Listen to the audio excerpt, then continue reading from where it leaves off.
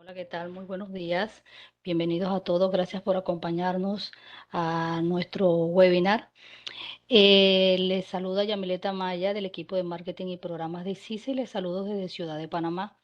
El día de hoy estaremos conversando sobre cómo proteger su negocio contra ransomware utilizando Amazon Web Services, para lo cual este webinar tendrá una duración aproximada de unos 60 minutos y posteriormente al final tendremos una sesión de preguntas y respuestas, para lo cual invitamos a quedarse y cualquier duda, consulta que tenga sobre el tema, participar en el mismo. Le recordamos que este webinar está siendo grabado y posteriormente será compartido con todos ustedes. Para el día de hoy tendremos como speaker principales a dos miembros del Team ITSISA, ambos Solution Architects especialistas en seguridad, quienes son Víctor Pérez Pereira y Andrea Muscarela. Pero antes de entrar en lo que es la temática del mismo webinar, voy a darle un pequeño overview de quién es ITSISA para todas aquellas personas que nos están acompañando y que no conocen todavía quiénes somos. Sí, como le estaba mencionando, ITSISA tiene su sede principal en Ciudad de Panamá, pero también contamos con presencia regional en países como República Dominicana y Estados Unidos. Nosotros hemos tenido el enfoque en lo que es solución, servicios y consultorías especializadas en soluciones en la nube. Para esta especialización nosotros contamos con un equipo de profesionales certificados, quienes pueden brindarle ese apoyo que buscan nuestros clientes en temas como analítica, data lake, migración de cargas de trabajo, entre otros temas.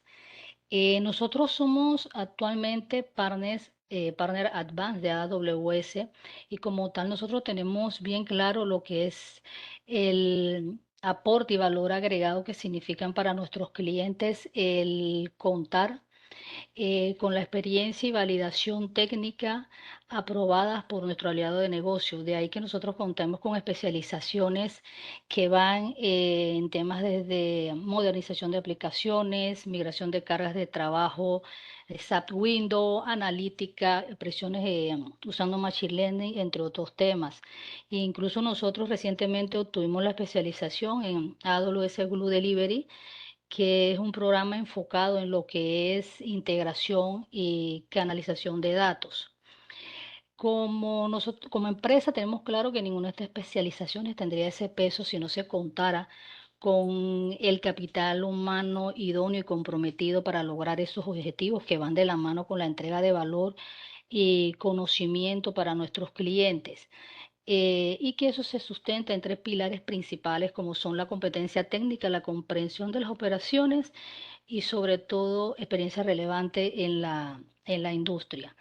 De forma así general, les comento que en nuestros servicios contamos desde, como ya le mencioné, lo que es la especialización en servicios de soluciones en la nube de forma rápida, flexible y obviamente con ese enfoque de lo que es generar valor al negocio para nuestros clientes. Tenemos temas de migraciones a la nube, de cargas de trabajo, de RP, desarrollos nativos también y modernización de aplicaciones. Está el tema de analítica de datos, donde nosotros obviamente apoyamos en esa transformación digital que buscan nuestros clientes a través de la explotación del valor de sus datos y darle esa visibilidad 360 que buscan los negocios en la actualidad.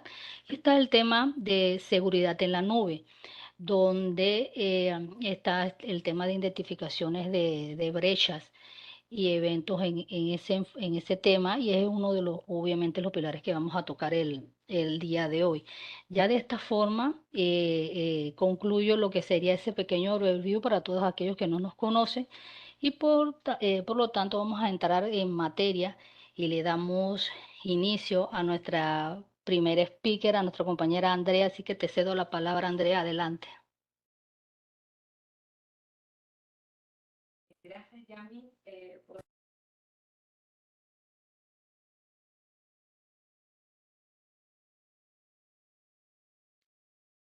Andrea, sí, Andrea, ¿sabes que veo el mute del micrófono? Ahora sí, vamos. Sí, ahora Listo. sí. Ajá, listo. Listo, ok. Gracias, Yami.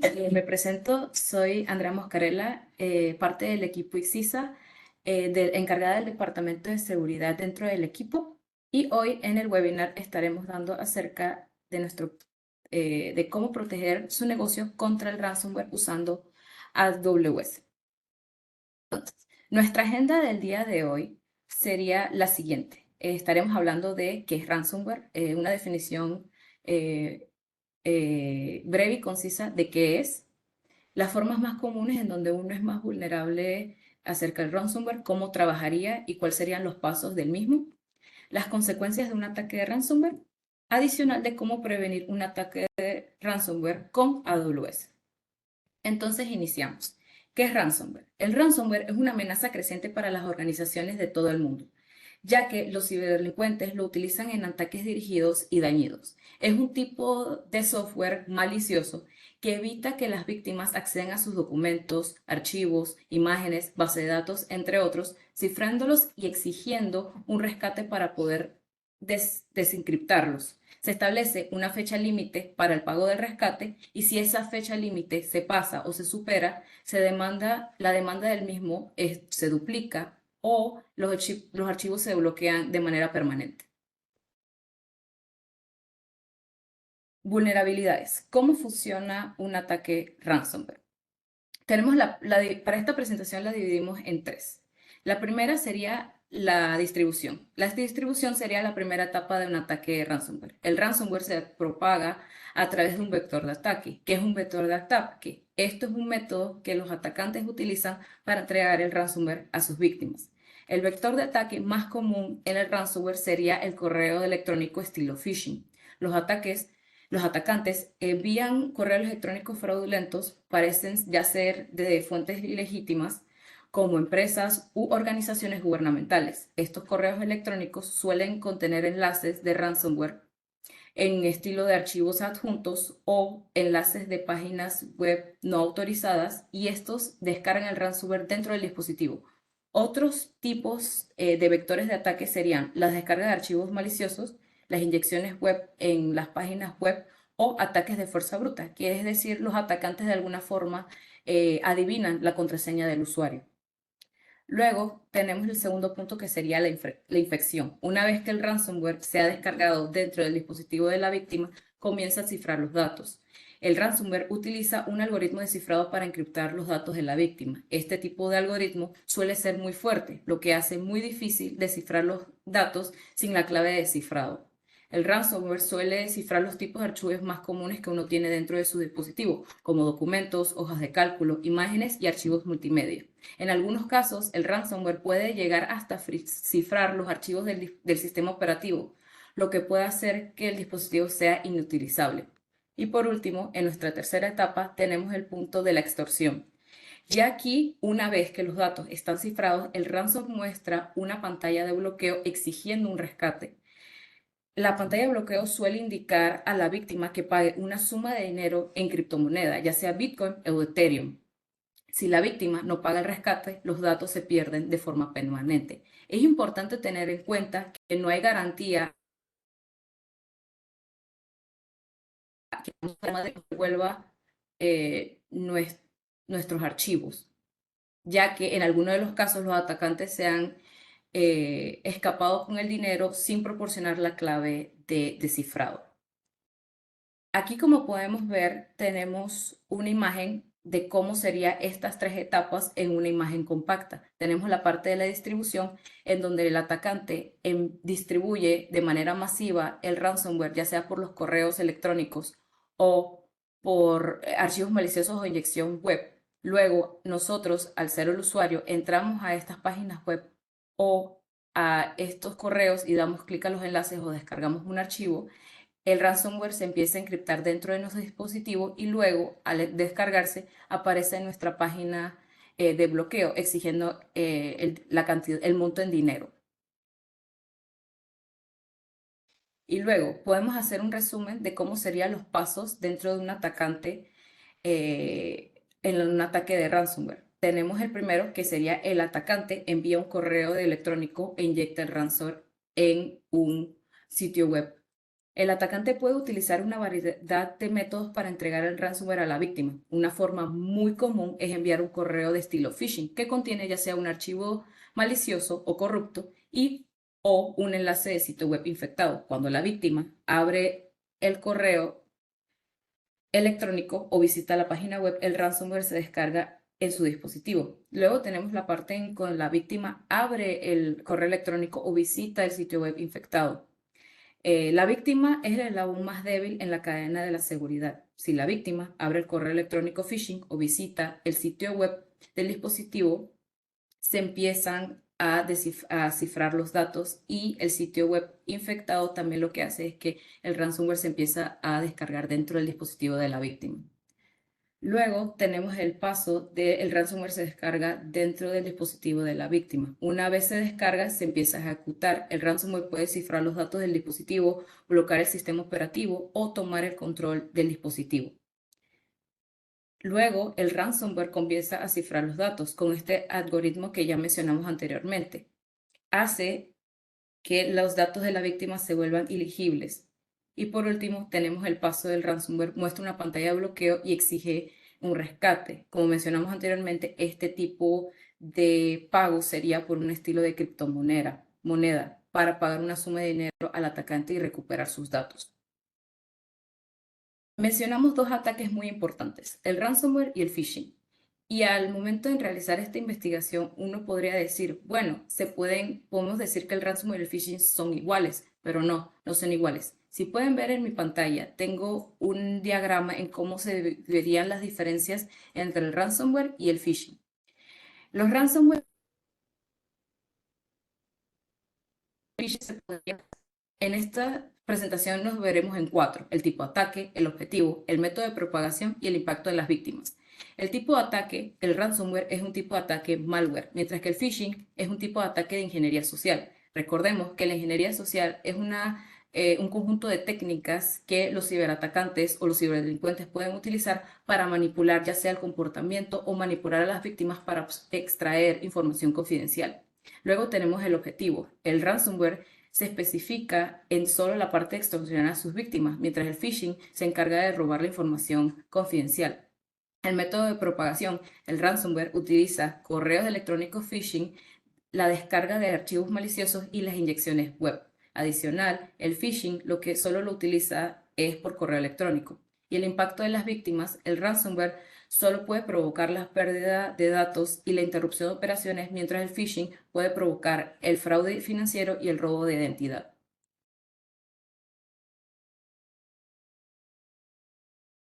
El reporte global Ransomware del 2003 reveló que el 84% de las organizaciones, empresas o dependencias del gobierno experimentó una o más intrusiones de ciberseguridad en los últimos 12 meses, entre ellas las ubicadas en América Latina y el Caribe, registrando un promedio de 3 brechas en el último año. En la publicación que podemos en pantalla, se hace mucho hincapié en la escasez de habilidades de ciberseguridad que afectan a las organizaciones alrededor del mundo. En estas posiciones vacantes desembocan que según el número, que el 68% de las organizaciones enfrentaron riesgos adicionales de ciberseguridad, desde filtraciones de datos, phishing, robos internos de información, hasta casos de ransomware, que es la preocupación principal de la publicación. Las consecuencias de un ataque ransomware pueden ser graves tanto para individuos como organizaciones, también como gobiernos. Las consecuencias más comunes incluyen en las organizaciones pérdida de datos, ya que la cifra de estos datos se vuelve inaccesible. En algunos casos, el ransomware puede cifrar los datos de forma irreversible, lo que significa que se pierden para siempre. Luego tenemos la parte de la interrupción en las operaciones. Un atacante de ransomware puede interrumpir las operaciones de una empresa o organización al bloquear el acceso a los sistemas de datos. Luego tenemos la pérdida de ingresos, ya que puede provocar una pérdida de ingresos, ya sea al pagar la suma de dinero al atacante o las consecuencias o el daño colateral que puede pasar luego. Y por último, tenemos la parte del daño de reputación. Un ataque ransomware puede dañar la reputación de una empresa o una organización al demostrar que la empresa no estaba capacitada o no tiene las medidas de seguridad necesarias para proteger sus datos. Esto puede provocar la pérdida de clientes, inversores y socios. Tenemos un ejemplo al hacer esta presentación que un banco en Gran Bretaña, que es un banco de minorista, tuvo un ataque de ransomware en el 2017. Ellos tuvieron una afectación en sus datos personales de 90.000 clientes. Esto provocó la pérdida de la confianza en el banco, adicional de que para ese tiempo el director ejecutivo de ese banco renunció. Y el otro ejemplo, que sería acerca de la pérdida de datos, tenemos una empresa procesadora de carne que se encuentra en Estados Unidos, fue víctima de ransomware en el 2021. Esto provocó la interrupción de datos y la pérdida de datos, la interrupción de producción y la pérdida de datos importantes, incluida la información financiera y la de clientes. Esta empresa estimó la pérdida de datos le costó más de $1.000 millones. Y luego pasamos a lo importante, cómo proteger su negocio contra el ransomware utilizando AWS. En esta presentación hablaremos acerca de la zona de disponibilidad. ¿Qué es una zona de disponibilidad? Bueno, estas son ubicaciones físicas dentro de una región de AWS que están aisladas entre sí por diseño. Cada zona de disponibilidad tiene su propia infraestructura independiente, como centro de datos, redes y sistemas de energía. Esto significa que en una eventualidad, una zona de disponibilidad no afectará a las demás zonas de disponibilidad de la misma región. ¿Cómo una zona de disponibilidad puede proteger contra ransomware? Lo hace de la siguiente manera, mitigando el riesgo de un ataque ransomware que afecte a toda una región. Si un ataque de ransomware afecta a una zona de disponibilidad, los datos y sistemas en las demás zonas de disponibilidad no se verán afectadas. Adicional de que permite la recuperación rápida de un ataque de ransomware. Si un ataque de ransomware afecta una zona de disponibilidad, las organizaciones pueden migrar sus datos y sistemas a las demás zonas de disponibilidad. Para aprovechar al máximo las zonas de disponibilidad para la protección del ransomware, las organizaciones también deberían implementar sus cargas de trabajo en múltiples zonas de disponibilidad. Esto ayudaría a mitigar el riesgo de que un ataque de ransomware afecte a todos los demás sistemas y datos. Habilitar la replicación de datos entre zonas de disponibilidad y tener un plan de recuperación ante desastres que incluya la recuperación de datos desde la zona de disponibilidad. Esto haría que las organizaciones pudieran recuperarse rápidamente de un ataque. Por ejemplo, una reorganización utilizando los 3 puntos anteriores podría implementar su sitio web en 2 instancias de Amazon Elastic Compute Cloud o Amazon EC2 en 2 zonas de disponibilidad diferentes. Si un ataque de ransomware afecta una de las zonas de disponibilidad, la organización podría aún acceder a su sitio web desde la otra zona de disponibilidad. También podría habilitar la replicación de datos entre las 2 instancias para garantizar que se dispongan las copias de seguridad. Además de que la organización podría tener un plan de recuperación ante desastres que incluya la recuperación de datos desde las 2 zonas de disponibilidad. En resumen, podemos decir que las zonas de disponibilidad pueden ayudar a proteger contra el ransomware, mitigando ese riesgo de un ataque que afecte a toda una región y pueda generar esa recuperación rápida de un ataque. Como mencionamos, AWS ofrece una serie de servicios y funciones que pueden ayudar a las organizaciones a protegerse contra el ransomware. Entre ellas tenemos Amazon GuardDuty, que es un servicio de detección de amenazas que supervisa continuamente la actividad de la red, detectando ya sea comportamiento malintencionado o no autorizado. Además, este incluye una función de protección contra malware que puede detectar la presencia del malware en volúmenes de Amazon EBS y cargas de trabajo de contenedores. También tenemos el Amazon S3 Object Lock, que es una función que permite bloquear los objetos de Amazon S3 para que no se puedan eliminar, modificar o copiar. Tenemos el IAM o el Access Identity, el AWS Identity and Access Management, que AWS. Este puede ayudar a proteger los datos contra ataques de ransomware que intentan acceder a los datos sin autorización. Y por último, tenemos la parte de AWS Key Management Service o KMS, que proporciona un servicio de administración de claves para generar y administrar claves de cifrado. Obviamente, AWS también nos ofrece una serie de recomendaciones de seguridad que pueden ayudar a las organizaciones a protegerse contra el ransomware. Entre ellas está mantener los sistemas y software actualizados, usar contraseñas seguras, activar la autenticación multifactor MFA y realizar copias de seguridad de los datos. Adicional de esa parte de la educación hacia los colaboradores sobre las amenazas del ransomware y otros ataques que pueda haber dentro de la organización y siempre tener un plan de respuestas antecedentes. Y con esto damos terminada la primera sección del webinar. Ahora le damos paso a nuestro siguiente panelista. Adelante, Víctor. Gracias, Andrea. Gracias a todos. De verdad, excelente la información que nos comenta Andrea.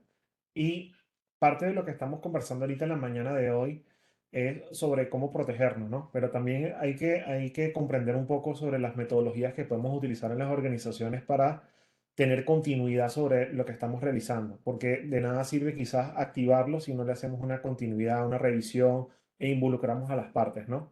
Entonces, y ahorita con Andrea hablamos un poco de qué existe a nivel de temas de seguridad como prevención, cómo nos podemos, qué estrategia pudiéramos tener, es lo que vamos a ver ahora. Entonces, entendiendo un poco, estos son algunos de los servicios de AWS y siempre es relevante mencionarlo de que aunque existen más de 220 servicios con Amazon Web Service, no es necesario que los actives todos, simplemente primero es armar una estrategia que te permite apalancarte en esa información en cuanto a que, por ejemplo, si necesitas una estrategia de IAM para manejar la gestión de credenciales, es una estrategia que se tiene que manejar como equipo, no solo con el departamento de IT, ¿no? Entonces, vamos a ver ahora, inclusive vamos a la siguiente presentación, Andrea, en la siguiente slide, por favor.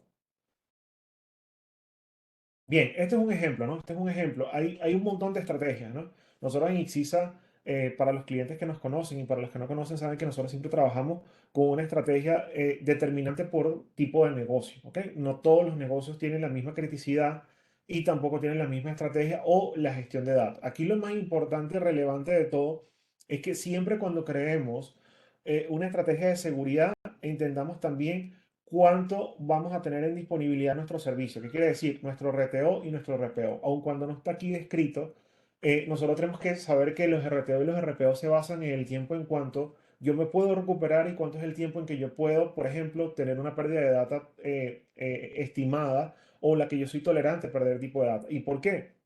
Porque obviamente tenemos que saber hasta qué cierto punto nosotros en las organizaciones podemos comprender de cómo recuperarnos, hasta qué tiempo tengo, cómo manejo mis SLA y cómo puedo recuperarme y cómo hacerlo, ¿no? Una de las cosas que ocurre mucho es que el backup lo tengo en el mismo servidor. Eso es una estrategia muy antigua, o sea, que no se está usando ahorita, pero también hay que manejarlo de una manera diferente, porque si se maneja en un storage donde el storage no tiene control, pueden ocurrir cosas. Esto que estamos viendo acá es una de las tantas opciones. Esta es una estrategia, por ejemplo, en AWS basada en lo que es parte, ahí se movió la presentación, gracias. Ok, fíjense, ahí estamos viendo varios servicios interesantes. Tenemos, por ejemplo, AWS Backup, tenemos AWS Simple Storage Service, que es el servicio de S3 o el S3, es un servicio donde yo puedo guardar archivos tratados como objetos, puedo guardar archivos, puedo guardar imágenes, puedo guardar archivos multimedia. Una de las partes más relevantes que las personas y organizaciones se apoyan mucho es en guardar backup, respaldo, archivos o imágenes que pueden proporcionar en un Edge, en este caso, yo quiero proporcionar en un CDN o en un CloudFront, donde detrás voy a estar el bucket. Entonces, hay diferentes formas de utilizar el S3. En el caso del S3, si ustedes se fijan, lo que mencionó Andrea es que nosotros tenemos zonas de disponibilidad, pero las zonas de disponibilidad están dentro o se establecen dentro de una región. Y las regiones son puntos geográficos que obviamente dentro de la zona de disponibilidad están isoladas, ¿ok? Pero se comunican entre sí, tienen, como lo mencionaron, energía y toda la parte de comunicación. Si ustedes ven acá, aquí nosotros tenemos dos regiones diferentes. Supongamos que tenemos Virginia, Ohio o, por ejemplo, Virginia y Brasil, ¿ok? Son distantemente a nivel geográfico. Y fíjense que en el lado izquierdo tengo la zona de disponibilidad y tengo un servicio de un disco EBS con una instancia, donde tengo una instancia también de RDS o lo que es la parte de Relational Database Service de Amazon RDS, donde tengo Snapshot. Entonces, fíjense, aquí empiezo a trabajar con estrategia. Ah, bueno, mira, yo tengo un documento, tengo una información en un disco duro, en un EBS, hago un take snapshot o hago un ciclo de gestión de snapshot, puede ser cada hora, cada tiempo, depende del tipo de organización, y eso obviamente se está almacenando en el S3, ¿ok? Pero fíjense que en el lado de la instancia yo puedo conectar un file system, ¿ok? Y ese file system a su vez va con un servicio que es muy usado que se llama AWS Backup. ¿Para qué nos sirve esto? El AWS Backup nos permite a nosotros tener una programación de la gestión de los respaldos y es algo extraordinario porque no solo va solo a la parte de EBS, también tienes otras, por ejemplo, tú puedes hacer respaldos de FS, puedes hacer respaldo FCX también, que en este caso son de los volúmenes a nivel de Windows, ¿de acuerdo? Entonces, ¿qué ocurre? Con AWS Backup puedes crear un calendario, puedes crear una estrategia del borrado y el ciclo de vida del mismo que también te incluye la parte del borrado. Pero lo mejor es que también te incluye una auditoría. Oye, ¿estoy haciendo el backup de manera correcta? Sí, bueno, vamos a ver los jobs. Entonces puedes tener la gestión de manejar jobs, manejar qué jobs se realizaron correctamente, cuáles fallaron y generarte alerta. Ahora, lo interesante del AWS Backup, si se fijan en el otro lado de la región, es que el AWS Backup, yo estoy en una region, pero yo puedo copiar a otra región. ¿Para qué me serviría eso, Víctor? Bueno, fíjense, si nosotros vamos a establecer una estrategia de protección, de primer momento ya yo en la región, al tener un backup de una máquina, si yo tengo una máquina, por ejemplo, de un día y la voy a respaldar todos los días, incluyendo la data, y si yo tengo, por ejemplo, una gestión o algún archivo maligno, que el antivirus, porque eso también es recomendable, tenemos que usar antivirus, tenemos que usar herramientas dentro del sistema operativo, y el ransomware llega al disco duro y ejecuta lo que es la parte del encriptado, también tienen que ver de que yo puedo, inclusive, bueno, voy a buscar el respaldo del día de ayer de la máquina completa, no del EBS, de la máquina completa. Y yo puedo restaurar. ¿Y cuál es una de las primeras estrategias? Bueno, primero esa máquina, aislarla, ¿de acuerdo? Para hacer después una investigación forense y yo puedo restaurarme con la otra máquina. Ah, entonces, ¿qué pasa cuando tengo una base de datos? ¿Y qué pasa cuando tengo, por ejemplo, una recuperación de archivos? Si yo tengo, un ejemplo, un SQL Server, donde yo tengo archivos que constantemente están transaccionando los logs de backup en el S3. Bueno, pues bien, si ocurrió un evento, yo tengo dos cosas. Puedo restaurar la máquina y restaurar el backup que yo tengo en el S3 de la base de datos. Y ya estoy listo, estoy operando en menos de una hora. Pero eso se forma en una estrategia. Entonces, claro, aquí no queremos mencionar en el webinar de que el objetivo es que Amazon realmente nos va a prevenir, ¿de acuerdo? Usar, que nosotros tengamos un ataque ransomware. No, ahorita vamos a hablar del diagrama de responsabilidad compartida. Aquí lo relevante es que Amazon con las herramientas nos podemos apalancar en la estrategia, ¿de acuerdo? Y que la forma en cómo trabaja AWS a nivel de su host, a nivel de la gestión de máquinas virtuales, que eso sería otra sesión, se detalla muy bien de cómo están las formas estructuradas a nivel de seguridad, ¿de acuerdo? Entonces, esta es una de las principales estrategias que vamos a hacer y fíjense que esto es básicamente respaldo de archivo y estrategia de máquina. Inclusive, si se fijan que si ocurre algo, un evento, inclusive hasta una región que no sea un ransomware, sino simplemente un tema de disponibilidad de la región con la zona de disponibilidad, yo me puedo recuperar en otra. Entonces, no es solo que yo me estoy haciendo una estrategia para prevenir un ataque de ransomware o simplemente de phishing, nada. Simplemente yo también aquí tengo estrategia de recuperación ante un desastre, ante un evento. Entonces estoy cumpliendo aquí lo que es la disponibilidad en cierta forma, porque no es alta disponibilidad, pero la disponibilidad que mis servicios pueden operar y pueden ser resilientes. ¿Qué quiere decir? Que pueden ser tolerantes al fallo. ¿Ok? Vamos con la siguiente, por favor, Andrea. Genial. Esto que tenemos nosotros acá, esto es un ejemplo, ¿de acuerdo? De un servicio que se llama Amazon en un inicio. Hay una empresa, o existía una empresa llamada Cloud Endure, que era una empresa que Amazon Web Service la adquirió y ahora está dentro del portafolio de los servicios de AWS. Básicamente existen dos tipos de servicios. Existe el servicio de AWS Migration Service, que es el servicio que instala un agente, como ustedes lo ven y puedes llevar cargas de trabajo migradas a AWS, ¿ok? Pero también tienes uno muy similar a él, que es el DRS, que es el que permite hacer nosotros mis estrategias de disaster recovery. ¿Qué ocurre? Si se fijan del lado izquierdo, nosotros tenemos un escenario hipotético donde tengo mi data center o nube. Por ejemplo, tengo otro cloud provider o inclusive hasta el mismo AWS, ¿ok? Y dice, yo voy a instalar unos agentes, son unos agentes muy pequeños a nivel de capacidad computacional, el 1% nada más, y esos agentes yo los voy a instalar en los servidores. Por ejemplo, vamos a hablar del tema de la ejecución, ¿ok?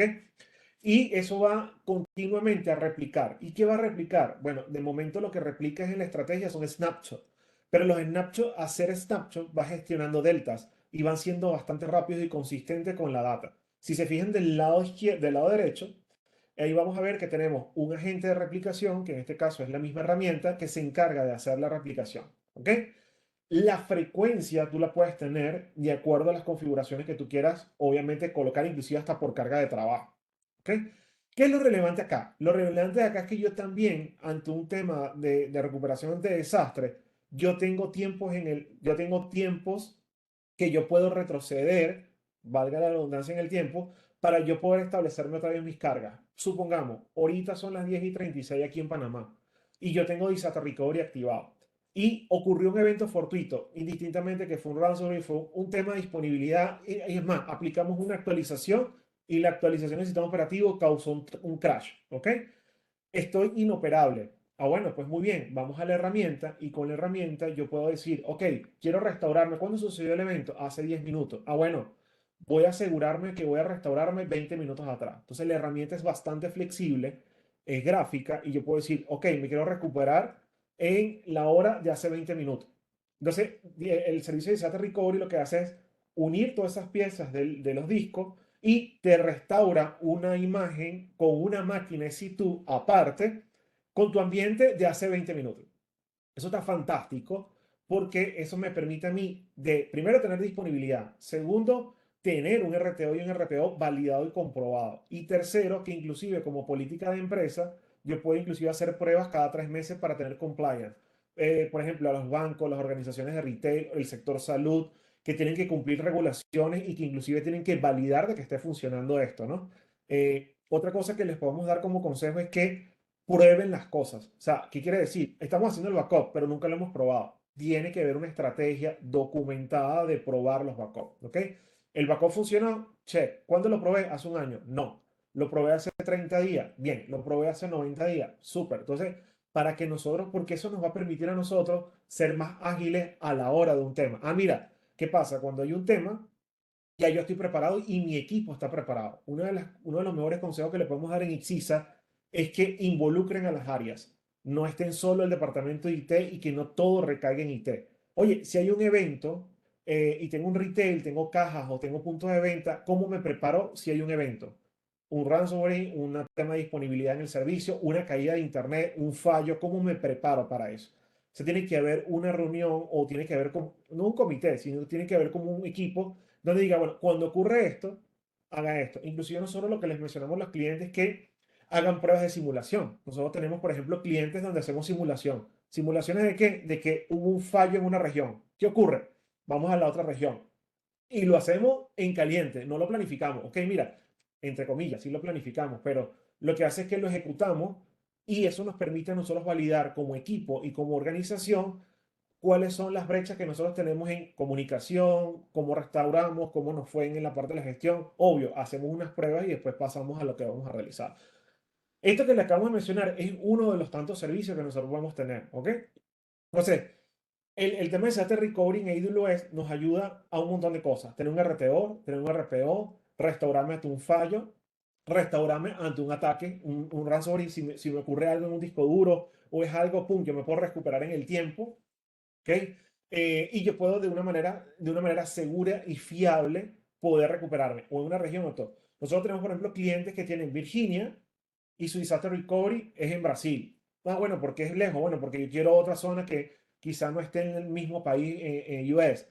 Ah, ok. Tenemos también clientes que dicen, bueno, estoy en Virginia y cualquier cosa estoy en Irlanda. ¿Me explico?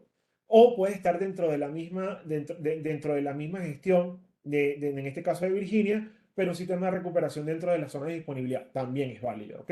Entonces, con esto que le queremos mencionar de que existen alternativas, existen formas donde nosotros, si creamos lo que hemos dicho desde el principio, si creamos esa estrategia, vamos a poder tener una mejor forma de contener, obviamente, las cosas que ocurren en máquinas, que ocurren en actualizaciones, porque no es solo, y el mensaje que le queremos dar es que recuerden que no es solo un ransomware, o sea, no es un virus, no, no, es también nosotros internos conocer que tenemos, si hubo una actualización de una librería en un sistema operativo y se vino bajo el sistema operativo, ¿cómo me recupero? Tengo que restaurar, tengo que validar, eso hay que tenerlo también bastante claro, ¿no? Si quieres, vamos a la siguiente, Andrea, por favor. Y este es el diagrama de responsabilidad compartida de AWS. Inclusive nosotros en Ixisa, todos nuestros colaboradores cuando realizan onboarding en la empresa, esto es lo primero que ven.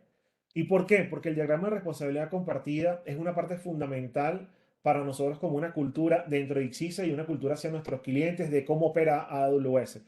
sobre la responsabilidad que tenemos nosotros como clientes, pero también nosotros, también nosotros hacia clientes, pero también AWS hacia nosotros como empresa, ¿no? Entonces, fíjense, aquí nosotros tenemos que el diagrama de responsabilidad compartida habla mucho de que AWS es responsable, ¿ok? De la seguridad de la nube, ¿ok? Esta cosa quiere decir que todo lo que es la parte de hardware, la infraestructura global es AWS, la parte computacional, storage, base de datos, networking y una infinidad de lo que hace la capa baja de preparación, todo para que tú vayas a estar arriba, ¿ok? Ahora, ¿qué ocurre? Luego de eso, también tenemos el tema en este caso, customer. En este caso de customer, tenemos que el responsabilidad de la seguridad en la nube. Y en este caso, lo que es la parte de la responsabilidad de seguridad en la nube, hablamos de cómo nuestros clientes, al tener todo lo que es la parte abajo de AWS, cómo nos podemos apoyar arriba. En este caso, arriba, ¿qué decimos? No es arriba abajo, no, sino simplemente es la data del cliente. Ustedes como empresas y como clientes son dueños de su propia data. ¿Ok? AWS no es propietaria de la data. ¿Ok? Entonces, ustedes son responsables de su data, pero ustedes también son dueños de su data. Ahora, lo que es la parte de plataforma, aplicaciones y identidad, y es lo que mencionaba Andrés hace un minuto. Si yo proporciono, en este caso, si yo proporciono una información de un acceso en IAM donde dejo administrador access y una persona entra a AWS como administrador access, agarra un sistema operativo, entra por System Manager y te coloca un archivo y te encripta el disco duro, la responsabilidad es del cliente, no de AWS. AWS te proporciona la herramienta. Nosotros como cliente tenemos que asegurarnos de que el principio del menos privilegio posible a los accesos tenga la persona. ¿Ok? Ahora, todo lo que es la parte de sistema operativo, todo lo que es la parte de configuraciones de network y firewall, son responsabilidades de nosotros como clientes. Entonces, si yo tengo una instancia y yo dejo el puerto RDP abierto a todo y tengo unas credenciales muy débiles, esas credenciales, ¿qué va a ocurrir? Bueno, va a haber una presunción de ataque y se van a poder conectar. Yo no puedo llegar con Amazon y decirle, Amazon, es que tú me dejas, no, o sea, Amazon te entregó un sistema operativo configurado, base, con una contraseña de seguridad, pero tú fuiste el que colocaste los puertos disponibles. Entonces, ahí es donde tenemos que ver siempre porque ocurre mucho de que es culpa de AWS o es una forma como... No, no, esto tenemos que siempre ir al diagrama. Entonces, una de las recomendaciones es que cuando tengan esas conversaciones dentro de su organización y dentro de su equipo de trabajo, aparte de IT y el equipo también involucrado en las partes de relaciones de tecnología, fomenten este diagrama de responsabilidad compartida. Al fomentarlo, vamos a saber en qué nosotros estamos cubiertos y qué debemos preocuparnos y ocuparnos y de qué es lo que tiene AWS. También entender los SLA que tiene AWS y también entender los SLA que tengan en este caso con su partner. Por ejemplo, Ixisa, los SLA de nosotros están documentados, están públicos, el manejo del soporte, todo está disponible. Eso es importante que ustedes puedan asegurar para cuando ocurra un evento, ocurra un caos, no se convierte en un caos, sino se convierte en un protocolo donde hay un evento, este es mi alcance, esto es lo que yo puedo cubrir y con quién me puedo apoyar, con el partner, con AWS. Entonces, fíjense, en la parte de clientes que está la data encriptada o que la data no está encriptada, eso también es relevante porque obviamente, como lo mencionó Andrea, existe un servicio que se llama Key Managed Service, donde yo puedo también encriptar mi disco duro, puedo tener también certificados SSL.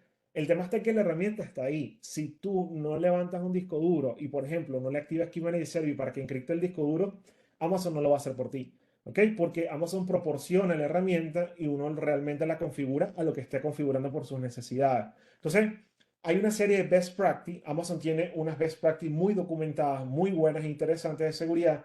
Exisa, nosotros también como organización, también tenemos unas buenas prácticas por tipo de negocio inclusive y tipos de industria que les permiten acelerar la curva de seguridad. Oye, mira, necesito aprovisionar un tema del esquema de seguridad, soy un ambiente financiero, soy un ambiente de retail o soy un área de manufactura.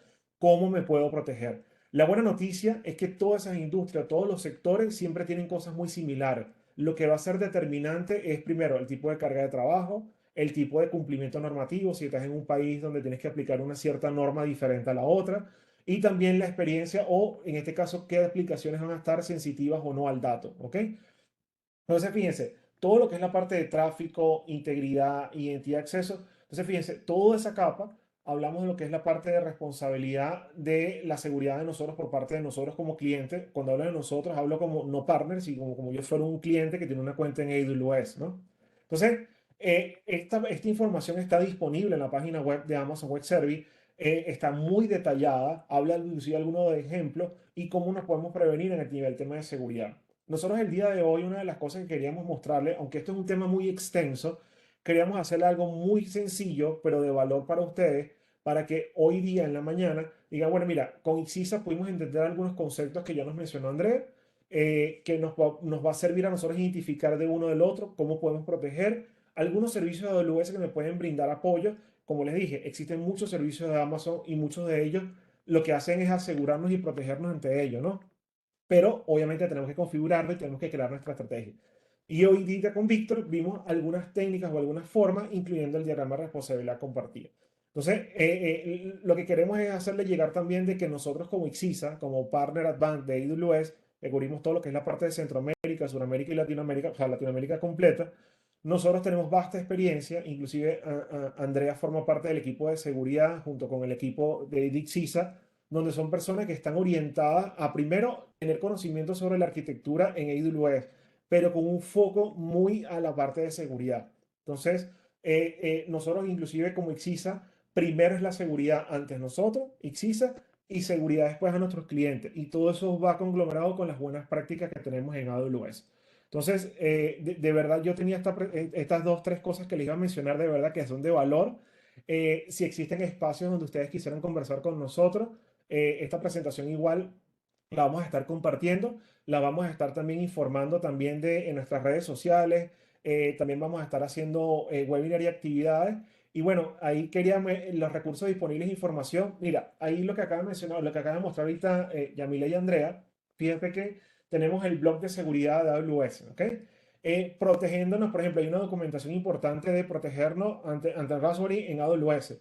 Entonces, fíjate, hay unos tips para prevenir un ataque. No sea confiado. Y esto es algo importante porque nosotros asumimos que tenemos las cosas configuradas, pero quizá las probamos una vez y después no las probamos. Y tenemos una fe de que eso siempre va a funcionar, pero está bien, pero hay que probarlo, ¿no? Mantener su software actualizado, pero aquí abrimos el paréntesis. No necesariamente el software todo tiene que estar actualizado. Y cuando me refiero a que está actualizado es que antes de que tengamos las actualizaciones automáticas activadas, asegurarse en sus organizaciones de que los software dependientes de esas actualizaciones no sean afectados. Una de las estrategias que tiene AWS, una estrategia que existe en AWS, cuando tienes cargas de trabajo ahí, es por ejemplo utilizar System Manager. ¿Ok? O simplemente utilizar lo que es la parte de separar el ambiente. Por ejemplo, vamos a probar en el ambiente de calidad o en el ambiente de desarrollo. Como la nube nos permite ser flexible, dinámico y ágil y rápido, yo puedo hacer un AMI o un snapshot, como lo vimos ahorita, y ponerlo a un lado, probar la actualización, validar el ambiente y ya luego aplicarlo. Entonces, eso es lo que nos permite dinámicamente movernos en la nube, ¿no? Y realizar copias de seguridad. También les recomendamos algo, no llenarnos de copias de seguridad, ¿ok? Porque hay organizaciones donde tienen copias de seguridad, de la copia de seguridad, de la copia de seguridad, de la copia de seguridad. O sea, no tiene mucho sentido porque al final, primero es costoso, segundo, va a llegar un momento en que no lo vas a poder controlar porque va a haber tantos backup de backup de backup que al final vas a ver un backup sobre backup y tienes que restaurarte rápido. Entonces, hay que crear un procedimiento, hay que crear una organización dentro de la empresa, no quiere decir que crees un departamento, pueden dos, tres personas de la organización decir, ¿sabes qué? Nosotros vamos a hacer, por ejemplo, el comité de seguridad o el comité de gestión de backup o el de tiempo de respuesta ante desastre. ¿Qué debemos hacer? Ah, bueno, ¿dónde están los backups? ¿Dónde está la estrategia? ¿Cómo la podemos manejar? ¿Qué vamos a hacer? ¿Cómo lo probamos? Y cómo lo informamos a la organización de qué estamos haciendo y cómo lo vamos a ejecutar. Eso es una de las cosas más importantes del día de hoy. Yo no sé si también ahí, Yamile, hay preguntas o hay alguna duda que tengamos en el chat. Sí, como no, gracias Víctor, gracias Andrea por su presentación, excelente el tema. Vamos a dar paso a lo que es la sesión de preguntas y respuestas. Cualquiera que desee hacer una consulta, están habilitados en el chat. Ahí puedo mencionarle una primera pregunta, es si AWS Backup permite tener respaldo de bases de datos de Aurora. Sí, sí, sí, claro. Inclusive AWS Backup es un servicio que ha venido creciendo con el tiempo y en el crecimiento con el tiempo ha venido incorporando compatibilidades para poder hacer backup desde el panel. Inclusive lo que dice la persona que hizo la pregunta, AWS Backup al inicio, nada más podías hacer EBS. Ahora ya puedes hacer inclusive, como mencionamos, FCX, FS, inclusive RDS. ¿Ok? Gracias, Víctor. Y la otra consulta que también llegó vía chat serían tendencias de ransomware en los próximos años. Esa visibilidad, no sé cuál de los dos nos daría feedback sobre ese tema. La tendencia, no sé si Andrea, Sí, yo, denme un momentito para encender la cámara. Usted me confirma si se... Un momentito. Sí, claro. Listo. Ok, ¿se ve? Sí, Sí. ya. Ok. ¿Cuál sería la pregunta, por favor? Serían las tendencias del ransomware en los próximos años. Bueno, las últimas tendencias incluyen que entre más van progresando el tiempo, más sofisticado se vuelve el uso del ransomware, ya que entre más sofisticado se hace más difícil detectar y descifrar. El aumento de los ataques serían dirigidos a empresas, organizaciones, pero un poco más específicas. Se podría estar hablando de ataques a bancos, a entidades gubernamentales que pueden afectar a las organizaciones en sí. Aparte de que el uso del ransomware también se utilizaría más para obtener información confidencial, como los datos financieros o secretos comerciales de las empresas. Gracias, Andrea. No sé si alguna otra consulta, por lo menos no, ahora mismo en el chat no. No sé si Víctor o Andrea quieren añadir algo más o para dar por finalizada la sesión el día de hoy. no sé si Andrea quería comentar algo. Sí, bueno, por mi parte creo que lo más importante que una empresa debería hacer para protegerse acerca de los ataques de ransomware, y no solo de los ataques de ransomware, sino cualquier ataque que pueda aparecer dentro de una empresa, sería la prevención. La educación al equipo de trabajo es sumamente importante. Es mejor prevenir que lamentar, siempre lo he dicho. Y bueno, siempre es importante tener esos planes de respaldo y tener eso que hablamos de la seguridad, pero también es muy, muy importante esa parte de la educación y saber a qué nos estamos enfrentando el día a día.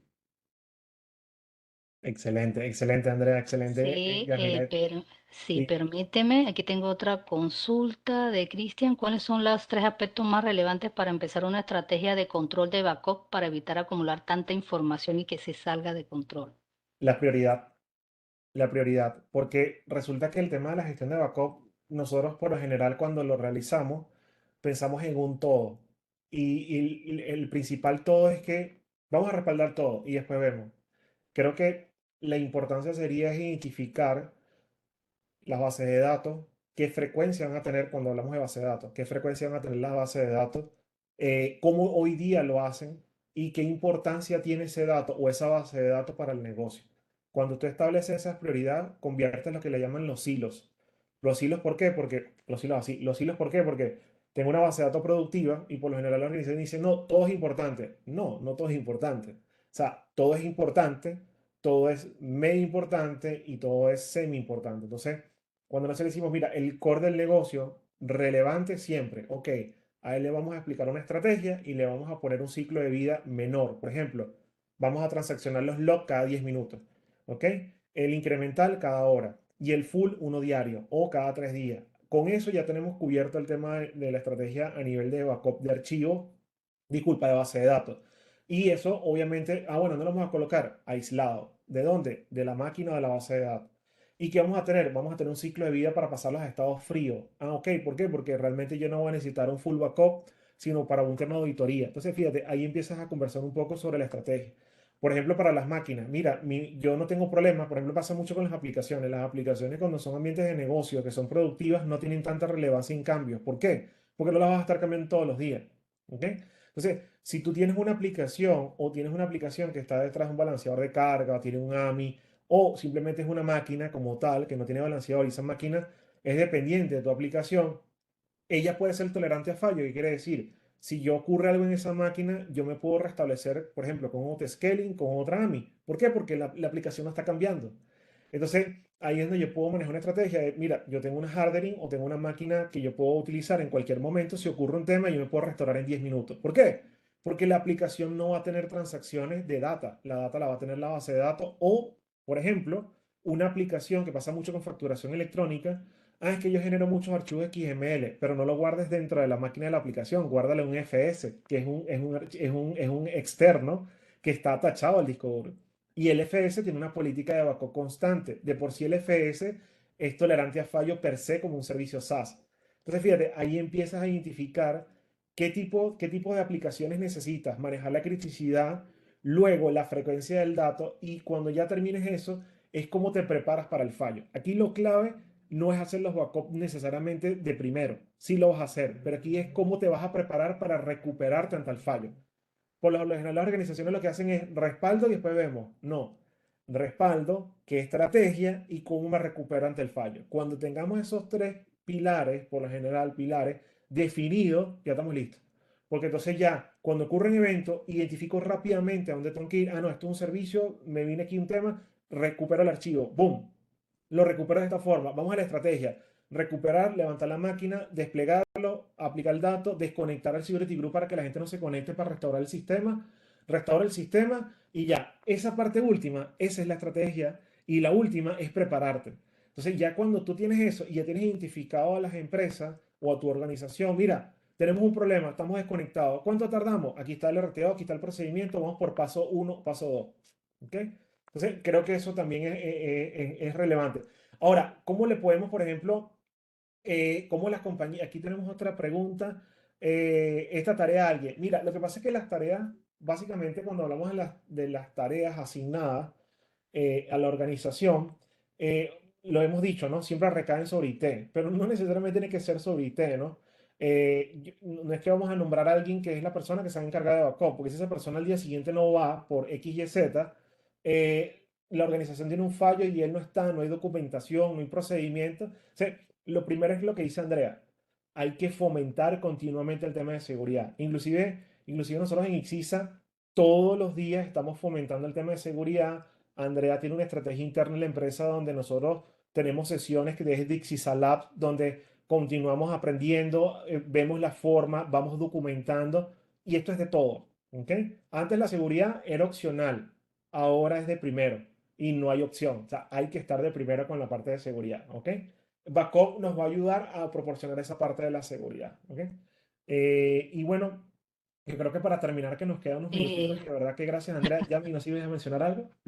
No, no, sí, solamente agradecerte a ti y a Andrea por su participación en el webinar y aprovechar ya para el cierre dos recordatorios. Primero, que este webinar está siendo grabado y será compartido con ustedes posteriormente y recordar de nuestros próximos eventos, como por ejemplo el próximo Immersion Day, que tiene un enfoque teórico práctico y es en el tema de microservicios y serverless y que les agradecemos a todos su tiempo. Sabemos que están todos bastante ocupados y gracias por acompañarnos en el webinar el día de hoy. Que pasen un excelente día. Gracias. Feliz Gracias. día. Gracias. Feliz día. Gracias, feliz día.